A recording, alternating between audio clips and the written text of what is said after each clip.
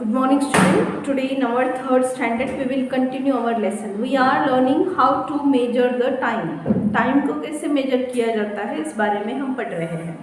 Okay, so that day we discussed that to measure the time in olden times in 14th century hourglass was used. Hourglass means ये एक के ऊपर एक रखा हुआ, यहाँ पर देखो ये जो ग्लास है ना, इसमें क्या होता है, ये एक ग्लास का पॉट होता है और ये एक ग्लास का पॉट होता है. मतलब कांच से बने हुए ये दो पॉट्स होते हैं और दोनों एक दूसरे से यहाँ पर ऐसे जॉइंट किए हुए होते हैं और ये साइड का वुडन फ्रेम होता है. तो इसमें जो ऊपर का ग्लास है उसमें एकदम ड्राई वाली सैंड डाल देते हैं, तो सैंड क्या होने लगती है, नीचे के ग्लास में वो जाती है. तो ये स्पेसिफिक अमाउंट ऑफ सैंड जो है वो ऊपर के ग्लास से नीचे के ग्लास तक जाने का जो टाइम है वो होता है कंप्लीट 1 आवर का टाइम. सो पहले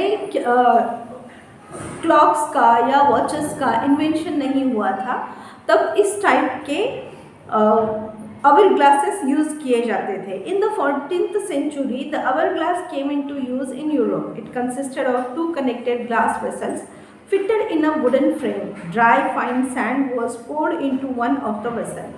The connecting hole between the vessels allowed the sand in the top vessel to fall into the lower vessel.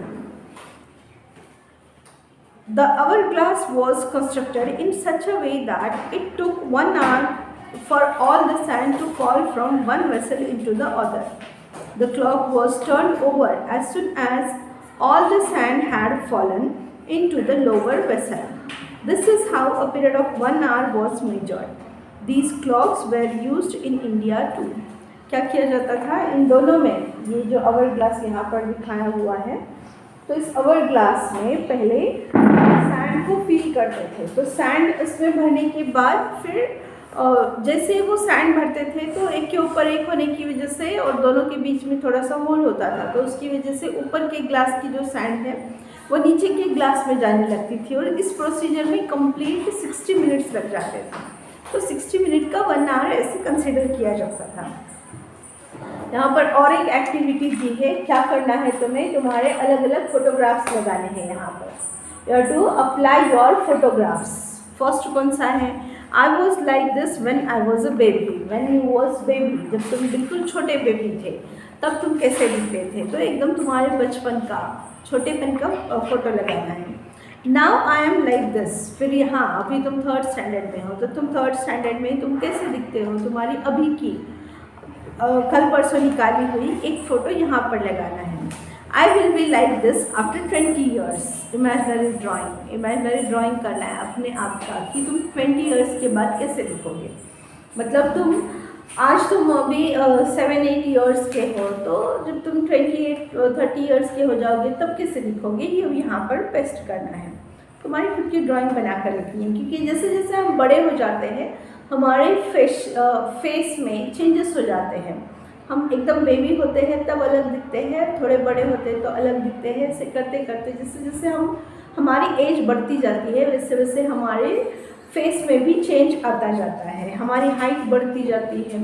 एक स्पेसिफिक एज के बाद हमारी हाइट जो है वो बढ़ना स्टॉप हो जाती है, बट तब तक हमारी हाइट बढ़ी हुई रहती है और फिर बहुत सारे चेंजेस हमारे फेस में भी दिखाई देते हैं. Why do we make partitions of time in different ways. क्यों हमने ऐसे टाइम का पार्टीशन किया हुआ है, ताकि हम टाइम को अच्छे से मेजर कर सकें, so that we can easily count the time. For convenience of everyday work time is divided in different ways. For example while using words like now, a while ago, in a while और today, yesterday and tomorrow, we are unknowingly measuring time in our minds. तो क्या किया जाता है, generally हम देखते हैं कि हमारे कन्वीनियंस के लिए, अगर मैंने कहा कि मैंने थोड़े टाइम पहले ही फूड खाया था या थोड़े टाइम पहले मैंने स्टडी की थी, थोड़े टाइम मतलब कब एग्जैक्टली कितने टाइम पहले या एग्जैक्टली कितने दिन पहले, ये सारे क्या होते हैं, टाइम को मेजर करने के अलग अलग तरीके हैं. 1 दिन, 2 दिन, 4 4 weeks, 5 weeks, 1 month, 1 year or 1 hour. These all are the different means, or these are the different units that are used for measuring the time. For the smallest unit is seconds, then minutes, then hours. Hours make days, days make weeks, week make many weeks, they together make a month, 12 months together make 1 year. ऐसे 1 year होते होते हमारे बहुत सारे year हमारे life में होते हैं. In this way we can count the time. So date, today, yesterday, tomorrow, a while ago, now, etc. These all are the words or units that are used for measuring the time. What we have learned, क्या पढ़ा है हमने lesson में. यहाँ पर हमारा lesson complete हो गया. बिल्कुल छोटा लेसन है. मेजरमेंट ऑफ टाइम एकदम छोटा सा लेसन है. So what we have learned in this time, for convenience of day-to-day work, time is split into parts. हमारा हर रोज़ का जो वर्क है उसको प्रॉपरली करने के लिए या फिर काउंट करने के लिए, टाइम को काउंट करने के लिए हमने टाइम को अलग अलग फॉर्म में स्प्लिट कर दिया है, डिवाइड कर दिया है. When we use words like right now, in a while or later, we unknowingly measure time in our minds. कुछ वर्ड्स ऐसे हैं जैसे कि जो हमें हेल्प करते हैं हमारे टाइम को समझने में. जैसे राइट नाउ मतलब अभी अभी, बिल्कुल तुरंत. इन अ वाइल थोड़ी मिनट के बाद. लैटर और थोड़ी देर के बाद. तो जब हम ये वर्ड्स यूज़ करते हैं तो हम क्या मेजर करते हैं? Actually we measure the time. Time is measured by using instruments such as clocks, calendars and school timetables. कौन से हैं टाइम मेजर करने के लिए इक्विपमेंट्स या इंस्ट्रूमेंट? टाइम के इंस्ट्रूमेंट्स हैं clock, calendar and school time table. Time is divided into parts such as second, minute, hour, day and night, और week, fortnight, month and year. Time को हमने कैसे डिस्ट्रीब्यूट किया है या कैसे उसको छोटे छोटे पार्ट्स में डिवाइड किया है? सबसे पहले आता है सेकेंड्स, फिर मिनट्स, फिर आवर, फिर डेज एंड नाइट्स, और फिर उसके बाद वीक्स, फिर फोर्टनाइट. फोर्टनाइट मतलब 15 days, then 1 month and then year. In this way time is measured in small parts.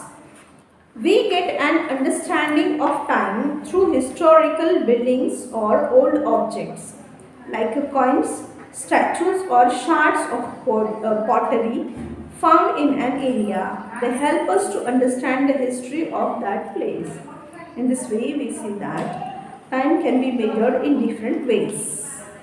And when we come to know about the time, we can come to know the different things or the events that happen in that specific time period. Okay, so here we have completed our chapter. Tomorrow I shall send you questions from this chapter. You have to read the book, purchase the books, read the lessons which I am teaching you, and most of all is write question answers which I am sending you in your group. Okay, so for today let's stop here.